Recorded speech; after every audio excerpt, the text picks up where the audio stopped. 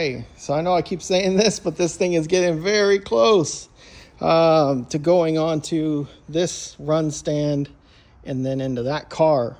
But because I'm still waiting for push rods on this motor, there's not much I can do. So I decided to do mock-up. So person with the keen eye will see that there's tape right here because there's tape across all of the ports. Trying to keep dirt and dust out of everything.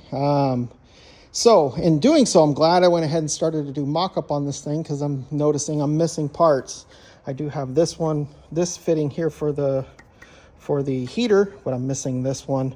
I don't have this one. I do have the cheap, not cheap, but the brass ones. I like doing the stainless fittings. So ordered some of those, ordered that, started to go through and make sure everything fits, everything is going to work right. These are not the pulleys that are going to go on the engine. They're just pulleys that I have that I'm going to use for break-in. But then I went ahead and started bolting down the manifold and noticed that these bolts are real long, but then that would work on a stock manifold, but the Edelbrock manifold has a short, medium, short. So if you had all this size bolt, they wouldn't fit. So luckily for me, whenever I build a motor, I always buy these ARP bolt kits. That's Chevy, this one's Ford.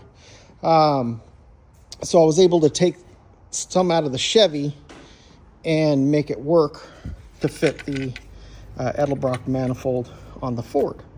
The only difference is just the size of the actual head is different, but that's okay.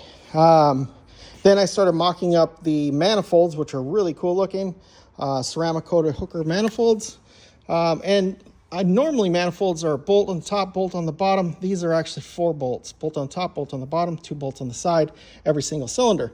So my stage 8 locking bolts that I have for this, I only have half. So I went ahead and ordered some more.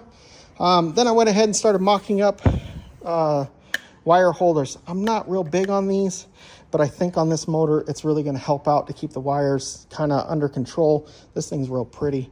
So I want to kind of run everything out and across the front up to the distributor. And these are going to keep everything off the manifolds real nice. So even though I'm not real big on these, but I think on this, it actually works pretty good. So did that. Everything else looks good. I checked bolts on everything else. Again, another thing I'm not real big on is this, but you got to use what you got to use.